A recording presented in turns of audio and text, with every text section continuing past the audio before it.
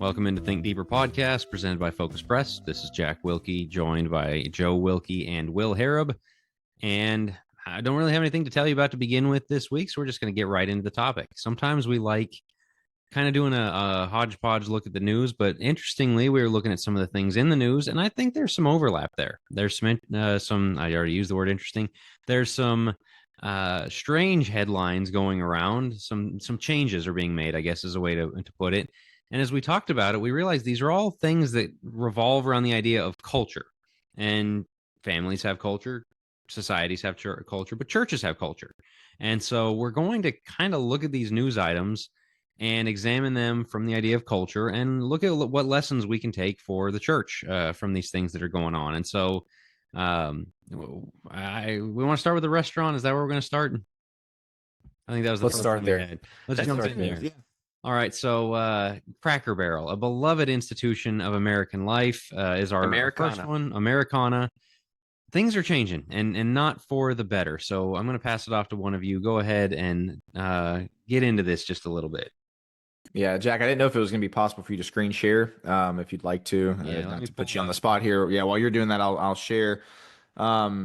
So it actually dropped pretty recently. So I think the news came out several weeks, maybe months ago, that Cracker Barrel was going to rebrand. I think however many years ago it was that they officially started selling alcohol. That was not a part of their original business plan, so to speak, but they rolled that out a few years ago. Well, now they are essentially completely rebranding. Cracker Barrel, of course, is very famous for kind of the garage sale look inside the the restaurant that everybody knickknacks, little stuff on the wall, farm equipment, and little knickknacks, signs and stuff like that. Cracker Barrel is one of the most, and to be fair, I was never a huge fan of Cracker Barrel, but it was one of the most iconic, is kind of a word that is thrown around a lot, but I would say one of the most iconic restaurant. And if you're watching it, you are now seeing the video of the new look Cracker Barrel, which basically looks just like a First Watch type of place, like very modern looking, white shiplap on the walls and just kind of modern diner. And so it's making the headlines. Jack is also, again, if you're watching, he's got the logo on there, which I don't know, guys, to me reminds me of a just a watered down Dollar General sign. But the point is, as we get started, Joe, and I'll hand it to you, Cracker Barrel was iconic for several reasons. One, the interior, even the logo, the old logo was iconic with the barrel and the guy in the rocker. And you walk in, it's got the store, it got the old country food, which again, in my opinion, mediocre, but it was still kind of an iconic piece of American culture. And it has been, kind of floundering. And this is the latest attempt to save it, but the attempt that they're making is essentially to completely change the entire culture, to make it a modern diner looking, to kind of give it the Magnolia look, to change the logo. And the jury is still out, but the early returns on what people are saying, they're not very positive reviews so far. And so that's kind of where we're starting. Joe, what thoughts do you have on that as we get the term that comes to mind is soulless. That's the term that initially came to my mind. We're losing the soul, and this sounds so like old man yelling at clouds, but like we're losing the soul of America. We're losing the it factor that makes us Americans. And it's not just this. It's like, McDonald's getting away from the garish red and yellow. Yeah, the Ronald McDonald. Yeah. All of the fun, and everywhere, Wendy's and Burger King, and they all get away from the fun. Burger King kind of does, but it's just almost done to just a ridiculous level and kind of stupid. But we're missing out on the soul of America and everything that made America great, which is standards, like don't bring alcohol in, right? There's a standard in a restaurant. The old mom and pop shop, like you're walking into Nana's house or whatever, and it's got all these things on the wall, and you're going, what in the world? Like, we've all been there. We all know what that's supposed to be. You go and you play the checkers and the little peg game and whatnot, and everybody has memories at Waffle House. That's another one. Denny's, Waffle House, Village Inn. Village Inn's kind of off the list now, I suppose. But like everybody's got memories at Cracker Barrel, at least if you're in the South or have ever spent time in the South. And to me, it's kind of like poof.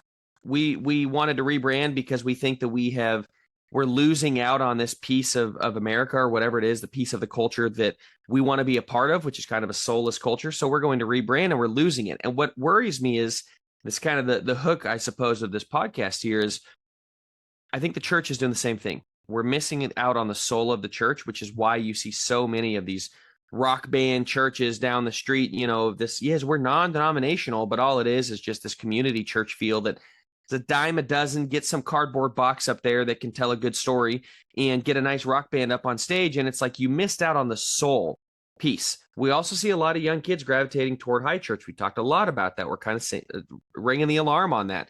Why? Because they're looking for culture.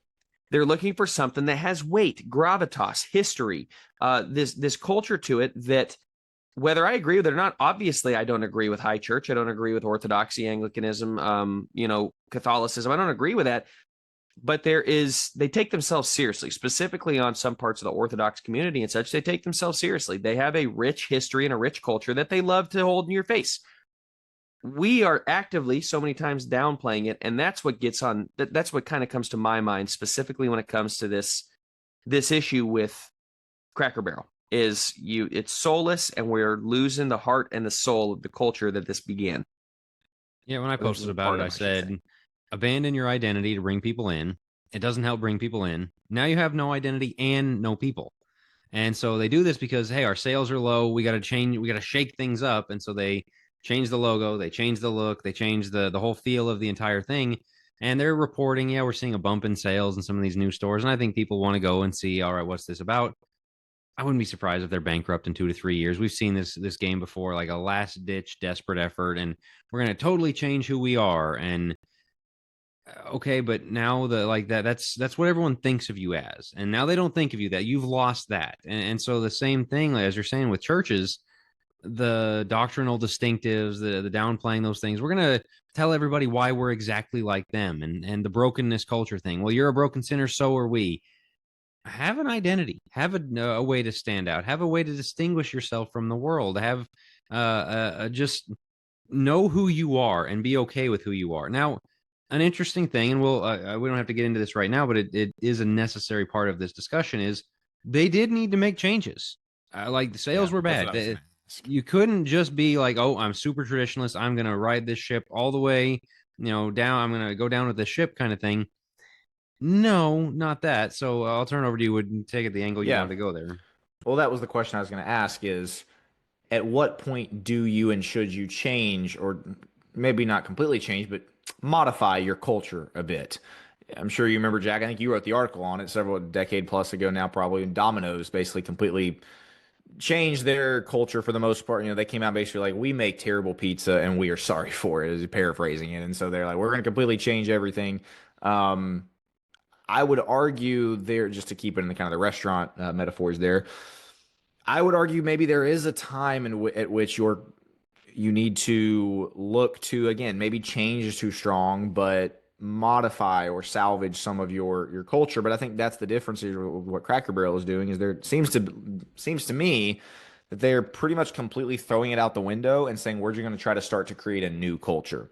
And so where you see it with churches is, the church has the reputation of being unloving or harsh, and so we're going to completely just try to make people think that we're not that, and that's kind of their main effort. And so I know we are probably getting into that a little bit later. I guess my question is, to kind of put a different spin on it, is at what point should you change your culture? Is there a point at which you should change your culture? And obviously kind of taking it out of the realm of restaurants here, is there a point at which you should change your culture? Joe, what thoughts do you have on that?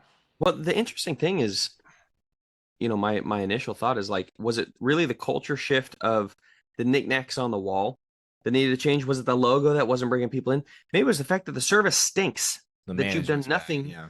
The management is horrible, that the Food people that feels serve microwaved. Yeah. Yeah, the food is not good. Like, you have so many other bigger fish to fry, and no pun intended, but like, you have so much bigger fish to fry that you're focusing on the logo and you think that's the problem. And I do very much think it's the same thing about the church. We rail more than anybody on this podcast about the leadership crisis in the church. We have a management issue in the church, a leadership crisis. And instead, so many churches can go to there's not too many churches of Christ that do this. And I'm thankful for that. But like, they end up turning into the mega church, or they allow women preachers, or they allow instruments in because that's what's going to bring the people in. It's like, and maybe it's the fact that you're not cultivating any heart for God amongst the young kids. You have no discipleship ministry.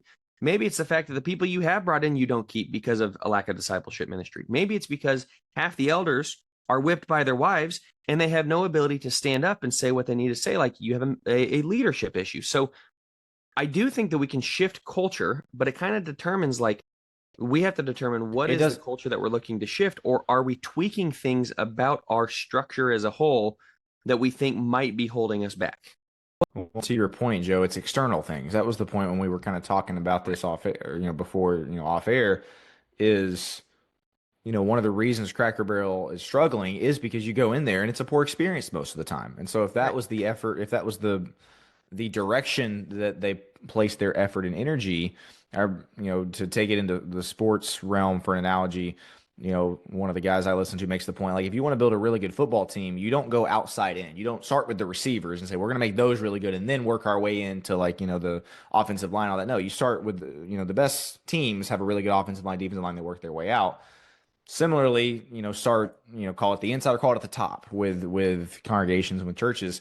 You don't start by let's get a flashy new logo. Let's get a flashy new youth minister to come on board. Let's get a new kids program or a evangelism program. And I think those are kind of just once again, to parallel it with Cracker Barrel, those are kind of the logo change efforts, the rebranding, remodeling efforts that a lot of churches make, instead of focusing on, like, what's our real problem here? And typically it is church leaders, but it's also family leaders, dads and husbands and fathers. And, we've obviously harped on that quite a bit, but, like, that's what needs to change, not a shiny new evangelism program or, a new youth minister. So that would kind of be the parallel I would make there. You brought up Domino's, which is interesting. And Wendy's did the exact same thing and right in the same time frame.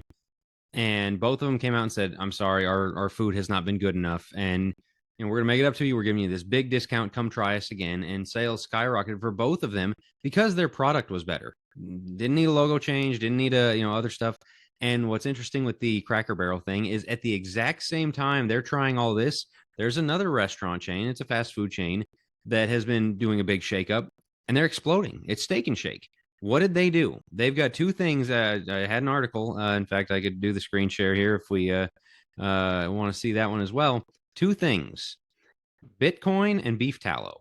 They changed the way they made their French fries. There is this move away from seed oils. I'm a big fan of that. We talk about that sometimes. Of going to cleaner ingredients. If you're going to make your French fries, make it in natural ingredients rather than these oils that are so bad for you. So they did that. And then they took Bitcoin as payments. That's kind of forward thinking that you don't think that would move the needle much, but it got people's attention because people are interested. And so I've been a couple times. I hadn't been to Steak and Shake, I don't know, in 10 years. I mean, they're not even on my radar, but I hear, oh, hey, beef tallow fries. Sure, I'll go try it. It's pretty good. I liked when the couple times I went, one just being on the road or whatever. It's like, I'm going to go there over somebody else. They changed the product. And so to Will's point, I'm sorry, slapping a new logo on it would not have gotten me in the door. Doing what you do better is what people get in the door for. And so as a church, this is all the stuff we talk about correcting. And as you said, stronger families, stronger men leading their homes, women submitting their husbands and, parenting their kids in the right way, and close-knit fellowship. When I wrote Church Reset, it resonated with so many people, not because of the greatness of me, but because so many people, when you just ask that question, shouldn't church be more? Not do we need, to slap a better name, out external, any of those things. Shouldn't we be closer to each other? Shouldn't we love each other more? Shouldn't we be doing the one another command? Shouldn't we Yeah, like, people get that. And so when you're talking about a church rebrand, think in those terms. So much of it is this kind of marketing forward business mindset. And you look at, even in business, the best thing to do is do your core thing better. Yeah, to mix metaphors one more time, or to add another whole layer to it. You see this in music too. Like, there'll be so much production that goes into, like, music videos and, the album cover. And at the core of the music industry is what? Is the music good? Is the music good? Can the artist sing, and do people like the music? That's the core product that people are going for. You do album covers and stuff matter, sure, but, like, at the end of the day, that's what's going to bring, similar to Jack with the product being what brought him a Steak and Shake, not the new logo. What brings somebody to listen to a particular artist or particular band or whatever it is the music good, not the album cover, the music video, whatever it is. And so, I mean, Jack's exactly right. This applies to so many different things. Yeah, I was thinking about that. Shouldn't church be more? Jackie and I recently talked about this. I think this is where, this back and forth between kind of the boomers, millennials, or Gen Z or whatever, the culture wars and the generational wars we talk about is the younger generations are kind of looking around going, man, shouldn't this be more? Shouldn't America mean more? Shouldn't it be more than just big corporations making a bazillion and $1 off of the newest iPhone? We want to dream. We want to have freedoms that the freedom to buy a house, the ability to buy a house, the ability to have a family and to not spend all our money on groceries every week. And like, shouldn't this be more? Shouldn't the economy be more? I think people are starting to ask that question. And then once again, we want them to find the church when they ask that question. Man, isn't there more to life? Yeah, there is. This is where the church is. Well, isn't there more to, whatever it may be? And this is where Christian nationalism also comes into play here. I feel like this is all our greatest hits here, but like, this is where Christian nationalism comes into play as well, which is I want them to find the church because we are the more and we are spreading in the community and people are seeing our influence and they're seeing our building and they're noticing who we are and they notice we have a difference. We make a difference. And so when they start looking around for more in life, like, man, my paycheck doesn't go as far. I don't get along with my friends anymore because of the political divide. I'm having a difficult time just making it through the day. My job is really tough. Like, man, what else is there? It's like, here we are. This is the rubber meets the road where the church can really step in and provide that soul that we're talking about, and that they can be the more that people are looking for. That Cracker Barrel just went cheap. They didn't become the more. They didn't become that soul. They went soulless and became cheap, and they think that's going to bring people in. That's not what brings people in. It's the same reason why people are willing to spend actually a little more money on the thing that they think works, on the thing that they think gives them a little bit more. They want more. They want substance and value to what they're seeing.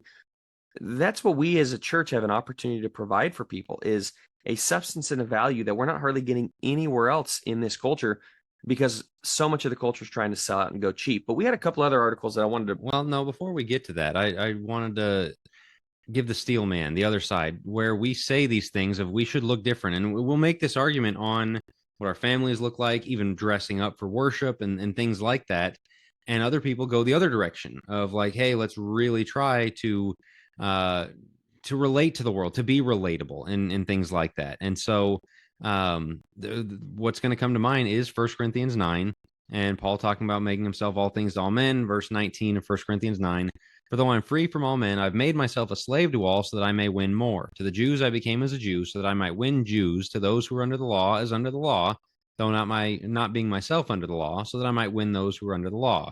To those who are without the law as without law, though not being without the law of God, but under the law of Christ, so that I might win those who are without law. To the weak I became weak, that I might win the weak. I become all things to all men, so that I may by all means save some. So they're going to see the things we're talking about and talking about being different and visibly, noticeably different, and having our own culture that is very much a counterculture to the world and not trying to be relatable and things like that. And they're going to point to this and go, well, Paul didn't do that. So I'll put that question to you guys. We just spent 20 minutes saying why we don't agree with them, but why don't we agree with them? Well, contextually speaking, I don't think Paul's talking about making a difference in the world. Of course, he would have everybody stand away from the world. But in some ways, it's like, yeah, we're going to be different than the world, but we're still going to engage with the world. That goes to 1 Corinthians 5, right? Like, I'm not saying don't mess with the world. I'm saying the guy who's a sinner in your midst, put him out. And so Paul's not saying we shouldn't engage with the world. And in this way, he is. I don't think he's making a broad statement of, well, we should just lower every standard so as to bring everybody in.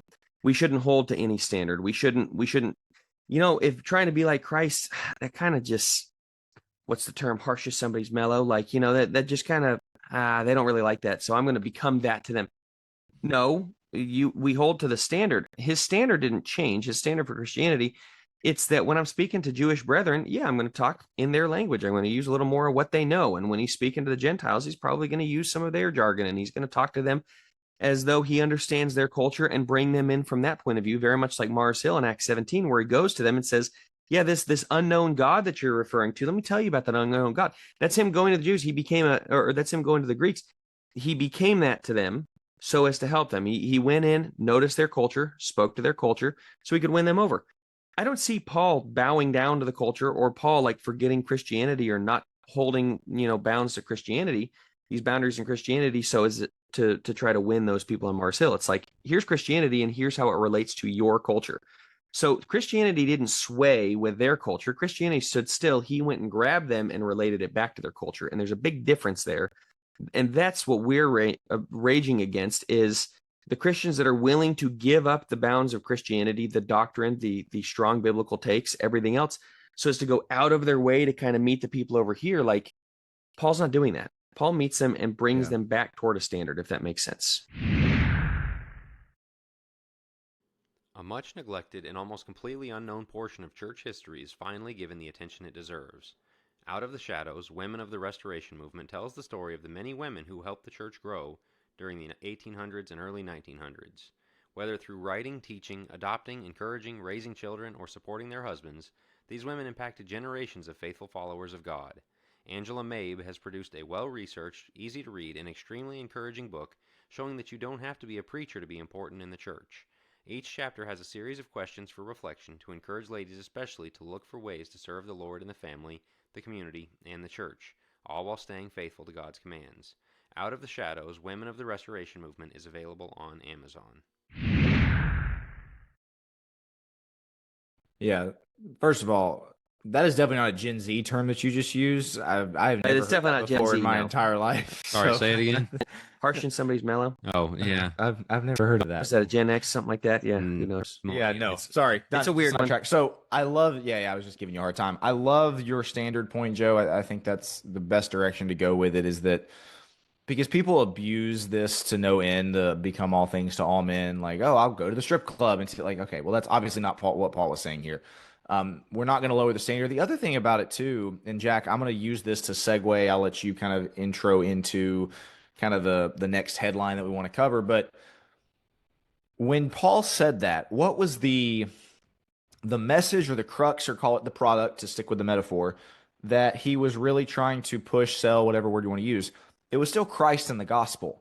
What these, whether it be churches or religious groups or whatever, they're trying to sell niceness is what they're trying to sell. They're trying to put forth the idea that, hey, you want to come be a part of us because of how nice we are. They're selling themselves. Or exactly, because of how cool we are, because, we're all just sinners just like you. And it feels like Christ and the gospel is lost in the message. I mean, you read so many of Paul's letters, even in the Corinthians, it's, Paul is very, very straightforward about, even with the all things to all men, you guys are sinners and you need the gospel. You need Christ. Christ is the message. Christ and the gospel is the message. He didn't change the message. He didn't change, once again, to use the metaphor, the product to come join us because of how nice I am. Because, man, we got some really great people over here at this congregation. That wasn't the message. And yet that is exactly what so many of and typically it's community churches, more liberal churches, but even you see this in the Church of Christ, that's the product that they're selling. Come check us out. You'll really like it here. We'll treat you really well. We got all kind of programs for you. Again, we're super nice.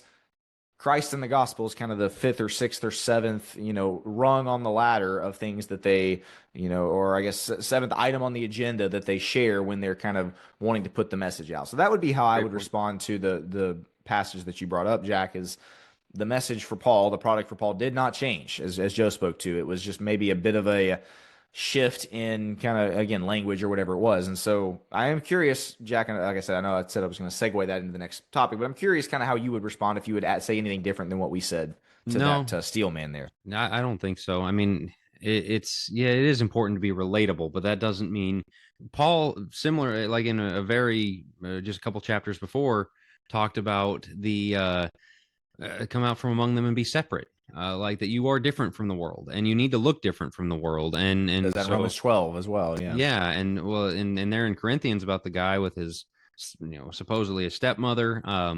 And the church was tolerating that. And he's like, no, you got to get that out of there. And yeah, you're going to be in the world and you're going to relate with the world, but like separate yourself from the evil person. Like the world has to look and go, hey, these people have standards. Like these people are that way. And I think that's important as well. And so that takes us to this next one.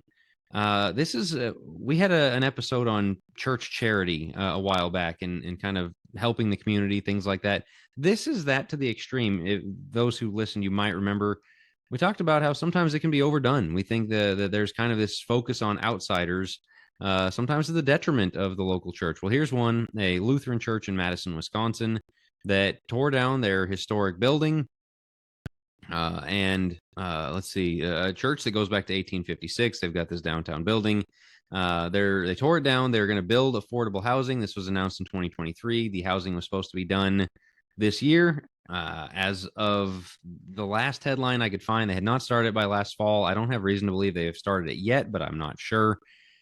There's a little bit of a lesson in that with this as well, of like grand gestures, but not planning the them publicity's properly. great, but the actual execution, yeah. And well, the funny thing is, this came across our radar because Joe saw it and shared by Facebook friends, who were again giving them all the publicity in the world. And then it was like, okay, but have they actually helped anybody? Well, no, actually they haven't. And so there's a little something to that. That's kind of funny, but I don't want to dwell on that too much. But this idea, this is very much the, hey, we're going to show the world how nice we are, how loving we are. We're going to demolish our own church building. Now, again, the steel man argument would be, why do you need the church building? Wouldn't it be better to help people than have a church building? Right. It's just a building. So I'm going to put that out there. How would you respond to that? And this goes with the Cracker Barrel thing too, of like, do you have your own identity to hang on to, or is it all things to all men to this extreme? This is, by the way, Jack, just said, how would you guys debate, yeah, exactly. Yeah, no, I love it. It's good to be the guy with the screen share. I get to start. Yeah, exactly. Yeah. No, it's just so late at night and we're recording this. Jack's like, all right, you guys take the, no, I'm just kidding. It's all man stuff, man. It's hours. This is fruit of the same tree of, you know what, we're not going to actually have worship this morning. We're going to go out and serve in the community. We're going to go, feed at the homeless shelter. Or, you'll see community churches that do this, that they will advertise that essentially, once again, cancel worship so that they can go serve. And, the inclination is to say, man, that's great. Serving others is great. This is where a fundamental misunderstanding of specifically Jesus and John 13 with the washing of the feet, and the new command I give you to love one another. The person the congregation person, whatever, with very shallow Bible knowledge takes that to mean, showing love to the non-Christian, the world. That's not the context of John 13 or John 4, really. That, John 13 through 17 is the whole section there. That's not the context. Jesus is not saying, the new command that I have for you is to go love everybody in the world just as far as you can, just as many people as you can. He said that you love one another. Well, who's he speaking to there? He's speaking to his disciples. And so this is where I believe that this idea of serving people has honestly become a bit of a, and this is, Tim Keller language, so I got to be careful here, but a bit of an idol. Like it's kind of, to some extent, anytime we are exchanging the worship of God for we're going to go serve people, I think that's where we've got our priorities out of whack. And again, so I know that's not what the headline was saying, but I think it's fruit of the same tree. Whereas, again, the church buildings aren't sacred. I know this was a Lutheran church, but take a Church of Christ as an example. The buildings aren't sacred, but what message does it send if we're going to say, well, we don't really care about any of this, history or heritage, or the fact that, we worship here together as a congregation. We're going to tear it all down for the purpose of serving not our fellow members, not members of the body of Christ, as Galatians 6 teaches, but the rest of the world. I think that's less of a biblical principle than people actually think that it is the way that I would say that. Joe, what would you add to that? I got so many thoughts. I think we do a very bad job of taking Acts as normative, of taking the early church as normative, and of misunderstanding even the works of Christ and it sounds crazy, but as normative. Like, yes, Jesus going and healing people so as to have them believe in him. Did he serve the poor? Yes, he did. Do I think it's wrong to serve the poor? No. But what do we see toward the end of his life? Brings those in the upper room, right? And he talks about their unity, and he washes their feet, and he gets them to serve one another. And it wasn't just go serve the community and hope that, they'll recognize you're a really nice guy and come around and worship me. It's like, there was a reason these things took place. But what do you see throughout Acts? You see them taking care of one another, selling their possessions to give, not just to the random poor, but to those who are in need within the body of Christ. So I do think that point has to stand. But the second thing is, when we talk about Christian nationalism, we'll always come back to, well, they didn't need a church building, because look in the Old Testament, or look in the, the early church, going back to Acts 2, like they're just meeting in homes, meeting in catacombs. We could just so easily do that. There's something to be said about, we stand on, and Jack has done a good job of really kind of playing this out and writing about this. We stand on the shoulders of 2,000 years of church history to get to this point. Giving it up and going back to the catacombs is not a victory. it's not a victory. A victory is Christ victorious. There's the church is galore, man. There's so many people that come to church. You see a town where everybody comes to the church, and the church building is seen as this beacon of hope and as a light in the community. And it's like, man, that's where I worship, and everybody's pumped about it. No, we just decided to give it up. We decided to give up all the culture, the 2,000 years of hard-fought culture, the culture wars against Islam and the Crusades and everything that's taken place. We've gotten to this point so we can all cast it aside, because really, why does it matter? It would be nicer to just go back to worshiping in homes, as though people haven't fought for this, as though people haven't died for our right to have a church building on a corner, and we'd so easily give it up. It's like poor. Jesus says, the poor you'll always have. Like, yeah, me. And the point in that purpose is there will always be the poor to serve. There will always be the poor to give. And sure, we can help in those ways. We got to recognize what we have, which is the church right in front of us. The church victorious, the church that is going out into the culture and making a difference. And we so easily give up our ground in the name of love. We so easily give up our ground. This is why church history and why church and Christian nationalism matters, is because what are we willing to give up so as to make the world happy, so as to placate the world? That's the frustration. And this is why we're losing so many young people to go to the Orthodoxes. Could you imagine an Orthodox church doing this? An Orthodox church or a Catholic church going, we know we've been a pillar in this community for the last 150 years, and this is the Cathedral of St. So-and-so. We don't care. Notre Dame, do you know how many apartment buildings we could build at Notre Dame, to put up for all of these poor people in Paris? Why not? Why shouldn't we? Isn't that the loving thing? It's like, are you out of your mind? Why in the world would we do that? We're not going backwards, but in this situation, it does. It just gets me really frustrated. Clearly, it gets me very frustrated that we so easily give up the culture. We so easily give up the ground that was hard fought, all in the name of love, when we could have easily been serving those people and bringing them to Christ and making that a hub for those people to come find shelter as a church. We don't need to build low-income housing. It just drives me nuts. Well, Jack, before you jump in, Joe, what was the context of Jesus saying, the poor you will have with me always? It was when somebody brought a very expensive perfume for Jesus, specifically something for Christ, and Judas, man, that should have been sold, and that we could have built a lot of income housing with that perfume. Obviously it's not what he said, but basically this could have been sold for, as Jack's got the verse reference up on the screen, 300 denarii given to the poor.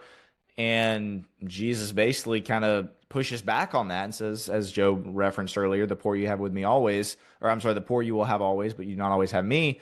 And I see a parallel there of, once again, the human inclination might be to say, man, that's kind of a waste of money there. That's kind of a waste of resources there to spend that on perfume for Jesus, when Jesus seemed to differ on that. And so, Jack, just to bring you in on that, I wanted to give the context of that verse reference there, Joe. Yeah, one of the other ones that people will go to for this is Matthew 25. And of course, Jesus saying that you did it to the least of these, you've done it to me. And so you've got to go out and do these things for people. And it's better to do that than to have your church building or whatever.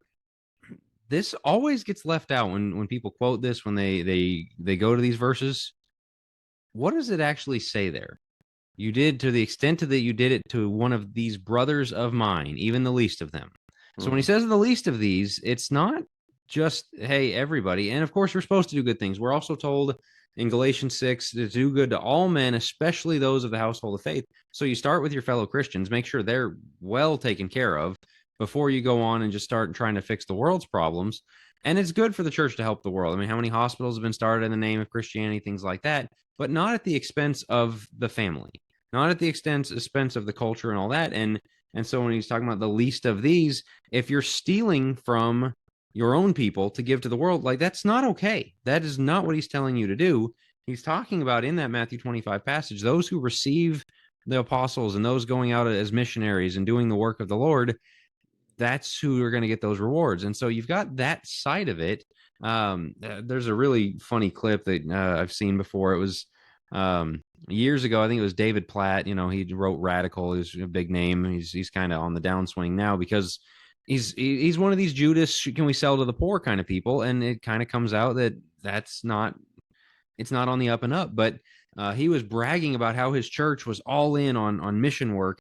And they got to the point where they trimmed down the budget so much that they cut out the goldfish budget for the kindergarten class so they could send it to missionaries. And the other ministers, whoever he was talking to on that thing, were like, if you take goldfish away from my kid, we're going to have a problem. Like, when he really nailed him when he said, you're selling a poverty gospel, that Jesus, you're teaching these kids that God is not good enough to provide them snacks and missionaries. And so, sorry, you've just got to take a back seat for the missionaries at 5 years old. Like, we get so weird about these things. But the other direction I want to go with this is this was a Facebook post where somebody had dug this headline up, 3 or 2.5 year old headline, bragging on this church. Again, it hasn't happened. These people aren't housed, from best I can tell. But the responses were really, really interesting to me. So here's somebody with a rainbow something or another profile picture. Look, actual Christians doing Christian things instead of protesting things that are none of their business. It would be nice to see more of this. I agree this is a great start, but I'm not just going to gallop straight to, wow, doesn't this outweigh all the bad quite yet? If this action didn't affirm this church is awesome, the rainbow hearts, which there are rainbow hearts on the church's banner on the headline picture of the church building, the rainbow hearts sure seal the deal. So that's there. She's okay with that church because they have rainbow hearts. Another person, this is what being a Christian means to me: giving and loving, not excluding and hating. I wish more churches were giving back to their communities like this. I'd have a very different view of religion. Thank you for sharing the positivity.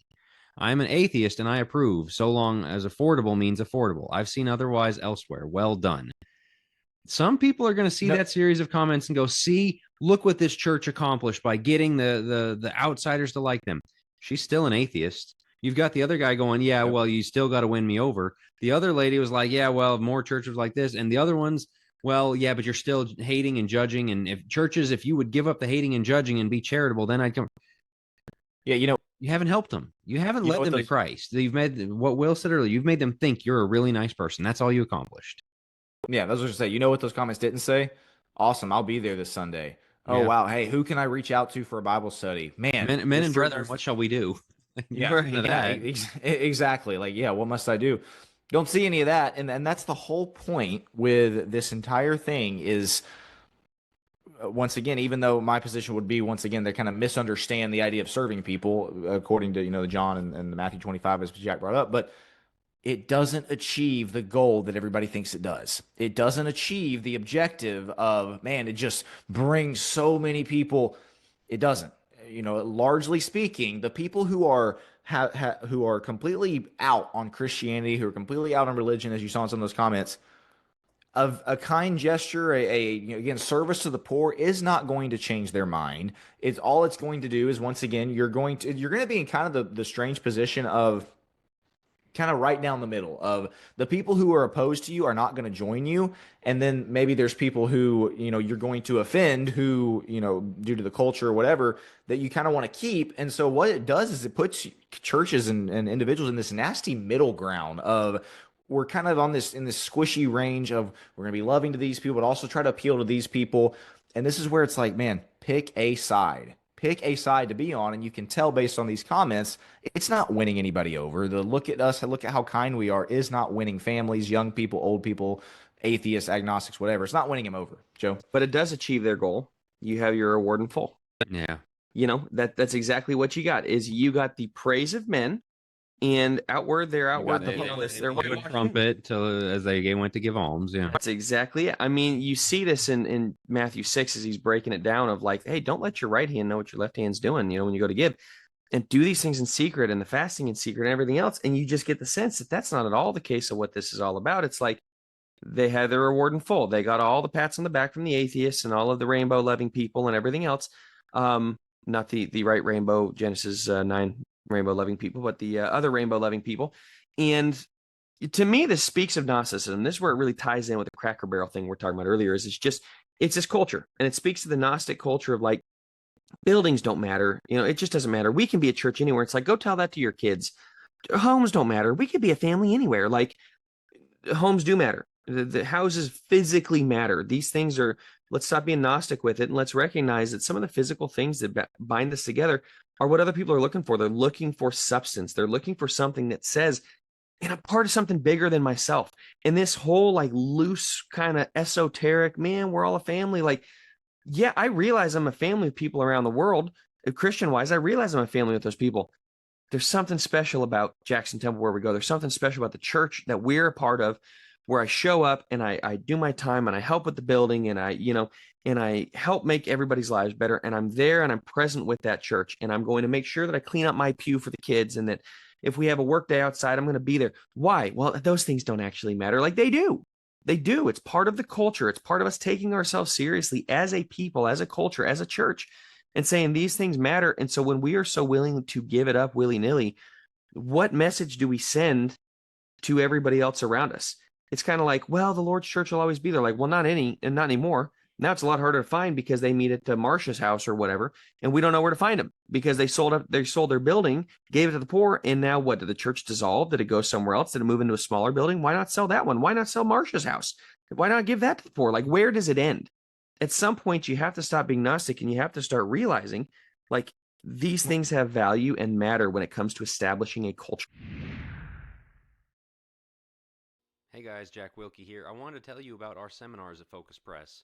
Each of us involved in the work have a series of lessons that we have prepared to encourage churches to help you understand the Word better, how to navigate this culture. We cover a wide range of topics, from things like evolution and apologetics to cultural issues, to the family, to the godly young men kind of content that Joe and Will do, to Church Reset, which is, of course, my passion. To schedule one of us, whether Dr. Brad Harrop, Will Harrop, Joe Wilkie, or me, Jack Wilkie, reach out to me at jack@focuspress.org if you'd like to talk to me, or if you'd like to talk to one of the others, I'll pass your information along to them.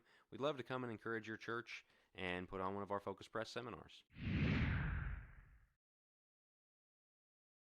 Have I talked about the Stephen Furtick thing? Stop me if I have before, but he's mega church pastor guy.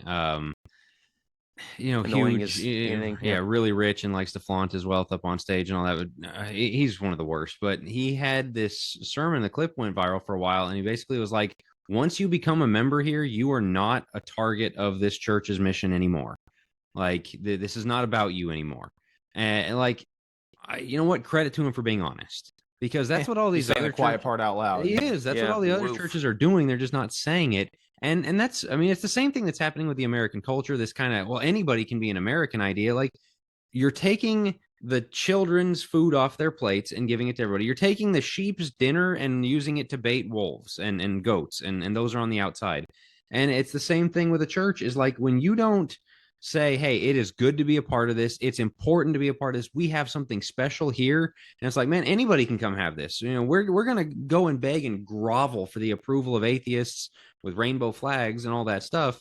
They're not going to come in here, but boy, the most important thing in the world is they think I'm nice. What are you telling to the people inside your four walls? Right, you're alienating them. You're alienating them. You don't matter. Like, you're not our target. And basically suck it up. You need to be okay with this. You need to realize, like, that you're not getting anything. We're going to starve you to give to other people. This is what happens just across the board. Like, families are being told to do this to their own kids. Countries are being told to do it to their own citizens. Churches are being told to do it to your own people. Hey, how about have a healthy family? And that is your basis.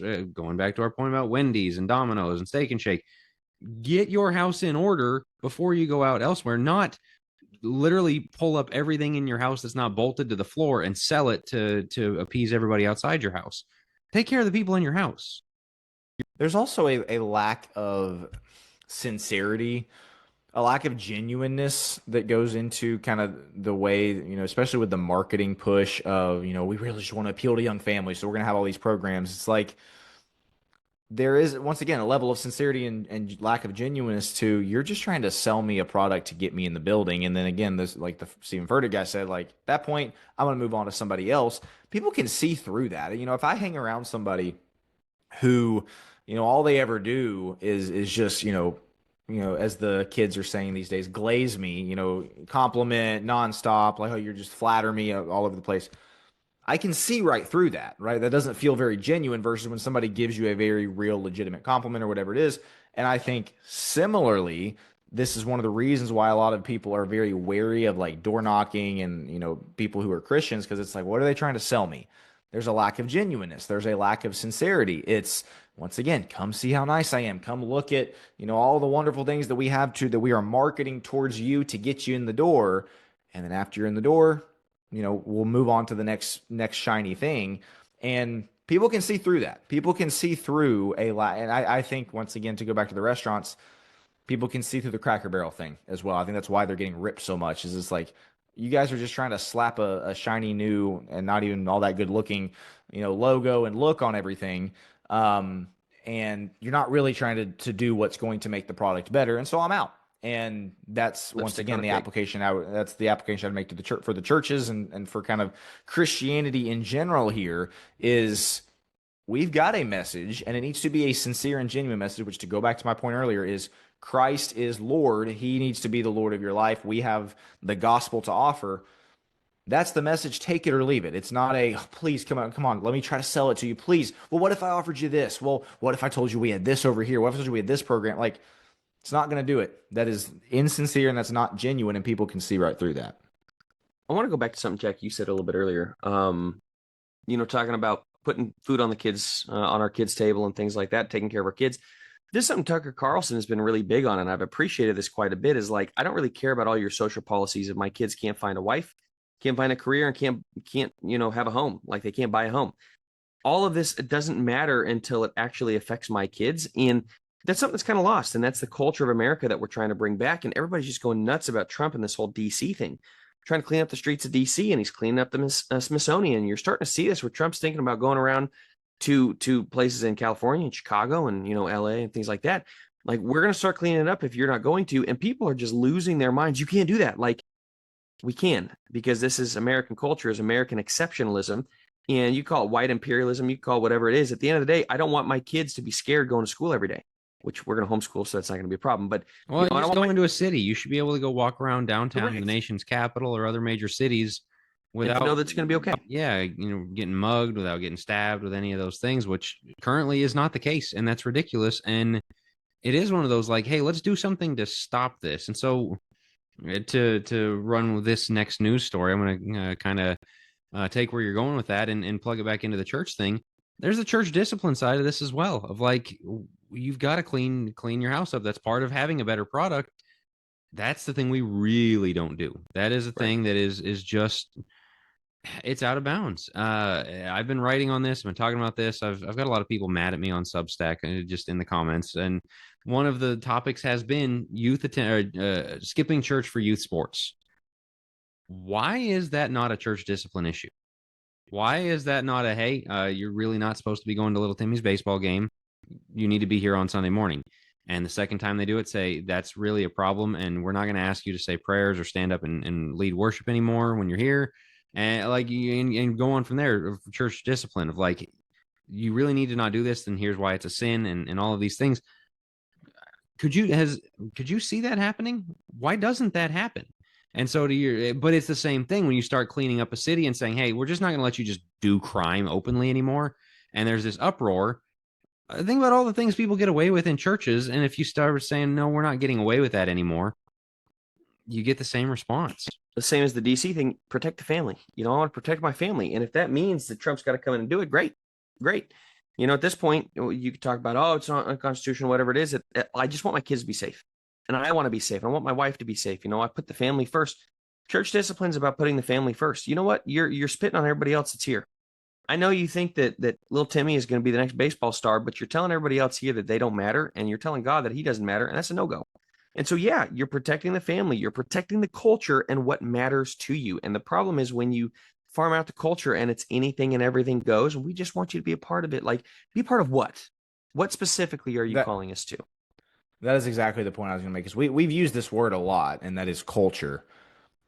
If you were to ask the average member of the church, and again, I'll isolate the Church of Christ, hey, what's the culture of your church? What do you think they would say? Do you think they would look at you and just kind of blankly stare at you and be like, what are you talking? We don't have a culture in a lot of instances. And then obviously this is the point we're getting at, but like, Joe, you're talking about we need to protect our culture. A lot of Christians, a lot of churchgoers are like, what culture are you talking about? Like, and this all goes back to, it's stuff we've talked about, but this all goes back to church leadership not establishing the culture of, man, people just wear whatever they want. There are no modesty standards. There are no really parenting standards. I mean, you raise faithful kids, you don't raise faithful kids, we'll treat you the same. It doesn't really matter. As we talked about a couple weeks ago, you watch whatever you want to watch. There's really no standard for that. Again, educate your kids however you want to. There's really not a standard for that. And you want to raise your daughter to be a stay-at-home mom. You want to raise your daughter to be a high-powered lawyer. Go for it. Both are exactly the same. You want to raise your kids to marry faithful Christians. You want to raise your kid to go travel for 30 years and never get married. Exactly the same. We don't have a culture. We don't have a culture. And so when we're talking about we got to protect our culture, we got to start by establishing a culture in the first place, which again is what we're talking about here. But there's nothing to protect in a lot of congregations. And this is where it starts with the leadership of, instead of basically having an anything goes policy, just don't cheat on your wife and don't kill anybody, which is basically the only time anybody's ever going to step in for church discipline. We got to establish a culture. We have got to come out and say, this is what we as Christians do. This is what this church does, not just for 3 hours a week, but Monday through Saturday. When we're not together, this is what is expected of Christians. You talk about high church. That's why people go to high church, because there's expectations and there's a standard, there's a culture. We don't have that. So how hard is it going to be? It's going to be impossible to get people to want to protect the culture because we don't have one. And that's why it's up to the leaders to establish it. Think about 1 Timothy 3:15, where Paul calls the church the household of God, the pillar and support of the truth. This is how you get there, is you're teaching it, you're expecting it, I used the word enforcing it one time. People didn't like that one either, but like, hey, actually, we expect you to follow the Bible, and we expect you, right. We're going to have like some commands that you have to do because the Bible says you have to do it. We're going to have some oughts, some things you're expected to do that maybe the Bible doesn't command, but hey, around here, that's what we're going to do. That's what your culture is, hey, this is how we live. And yeah, you can overdo that and get too narrow and too exclusive. That's not going to work. But to have a culture, something worth preserving, and getting back to what we were talking about of the product that you have should be a loving church family following the headship of Jesus Christ. These are the things that it requires. And this, I've talked about this before, and I keep coming back around to it. As I had a lot of people loved the book Church Reset. When I write stuff about church leadership, about church discipline, about things like that, people don't like it as much. A lot of the people who like that book don't like the other stuff I write. It's like, I'm sorry, but this is how you get there. You can't have that close-knit family, the love, the shared, the oneness that you're looking for, that unity. You can't have it without standard setters, without church discipline, without culture, without specifics, without oughts, without all of these things we're talking about that people just don't want. And the only culture you're really allowed to push in churches anymore is this all out external, all charity, all, the worried about the other and not the family itself. And that's not going to get you there either. And so you've got to have these things, and you've got to have people who are willing to tolerate these things. That when an eldership says, "Thus saith the Lord, this is what we're going to do, and we expect you to do it," the people say, "Amen." You've got to have, a pulpit that's willing to say, "Hey, the Bible says this. It's kind of weird that we just ignore that and don't do it." You got to, again, gender roles, all the things you guys are talking about. You have to have these things established, and it's important that a church pushes and promotes these things, but it's only going to go so far as the people let it. And so many times people throw a fit. Until that changes, we're just not going to have the culture. Right. Yeah. It's such a comprehensive discussion. There's so many things happening in the culture, to use that word again, so many things happening in the news. It seems like the headlines are there, and we're just seeing a clash where people hate Trump for certain things, and some people support Trump for, these things of what he's doing. But really what it's trying to get down to is like where it's a culture war. We're trying to define what the culture is and where we go from here. And so, fellas, I feel like we've looked at a lot of different stuff, a lot of different news articles, but to me, it really comes down to the church has to define, Will, you said it so well, the church has to define its culture. We have to get to the point where we can offer something greater than the other places, and not because we're trying to compete with them, but because it's like, man, we have the truth. We have to stand on that. We have to not be afraid of it. But yeah, we're passionate about it. We've talked about the Orthodoxy. We've talked about the high church.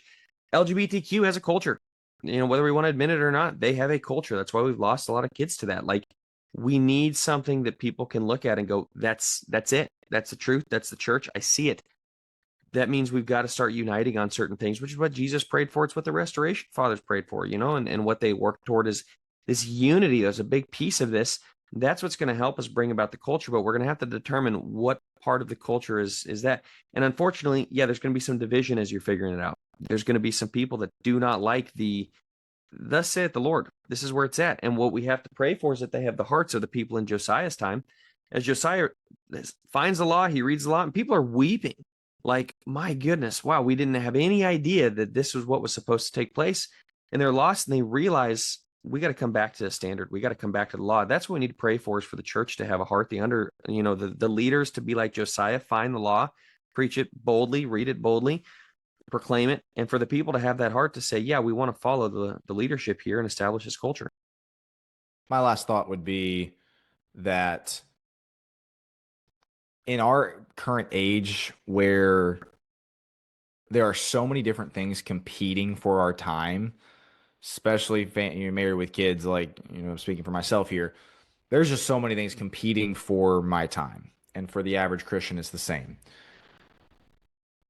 When you have a church that doesn't have a culture, identity, and it's just, once again, hey, show up when you can, we're happy to see you, and then you can go home, there's going to be less incentive to spend your time doing that.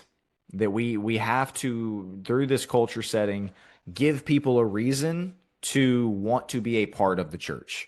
Give people, and again, it's through Christ, it's through all these things, but Christ, being a Christian, is supposed to have a culture, and that's what gets people to want to spend the time there. I've said before, for the most part, people don't want to be a part of something that doesn't really have that doesn't feel important, that feels like it can, take it or leave it. I run a Chick-fil-A here in Spring Hill. You know why people want to work for Chick-fil-A? Because there's a culture at Chick-fil-A. It's not just your average job where, hey, just come in, give a half-hearted effort, and you can collect your paycheck and go home. It's like, no, that we have a culture here. You will say these things. You will act this way. You will wear these clothes or wear this uniform.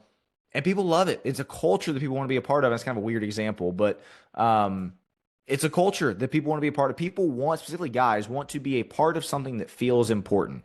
And as long as we continue to make the church feel not that important, again, just get to it when you can, just put in your 2 hours a week, you're going to give less people incentive to be a part of it. And that is going to impact young people. Because do you think young people are going to, in 30 years, are they going to live in a world that's busier or less busy than it is now? Are there going to be less or more things competing for their time than there is now? Obviously, they're going to have way more things competing for their time, and they have to decide where they're going to put their time. And again, it's not that we need to like market or sell the church. I railed against that earlier. My point is, through the culture, through these things, it makes it feel like this is something that's worth being a part of, and not just a random social club that you show up to when you can. And so we have to, through establishing a culture, give people a reason to want to be a part of the culture. So those would be my closing thoughts. Yeah, for sure. Know who you are is what it comes down to. And that needs to be a good thing. Like, knowing who you are, if you're just hey, I'll sell myself out for everybody's applause at any time, then, that's not good. I mean, you can know who you are and be wrong, but like, find out what Christ wants us to be, about biblical standards, about all these things, the culture that the Bible sets, and be okay with that. Realize, I mean, he said, "Woe are you when all men speak well of you." And as we saw, that church, boy, everyone thinks they're great, not showing up, not converting to Christ, but people think they're great.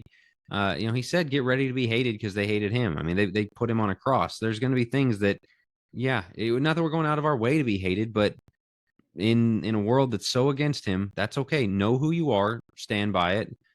Cracker Barrel, like, just the people pleasing approach, it doesn't work. It's not the right way to go. Know who you are. Yeah, make adjustments as needed, but don't lose that identity. And I think that's one of the real challenges is Christianity's lost the identity so much that outside of Sunday morning, as we said, there really isn't one.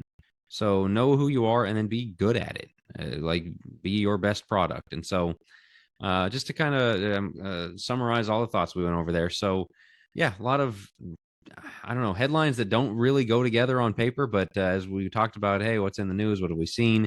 It's like, man, there's a common thread through this. And so I hope you guys enjoyed it. Very interested to see your comments wherever you put them. YouTube, Focus Plus, of course, Spotify. I get those as well, although they're a little harder to find. But you can leave them wherever you find us.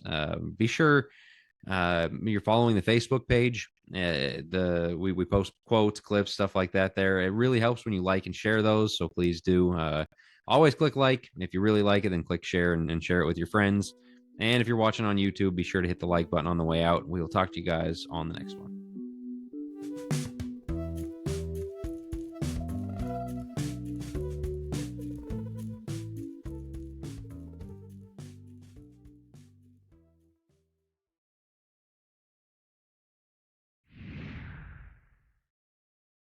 Hey guys, Jack Wilkie here. If you enjoy our work with podcasts like Think Deeper and Godly Young Men and our books, articles, seminars, and want to support the work that we do, the best way to do so is to go to focuspress.org/donate. That's focuspress.org/donate. Thanks again.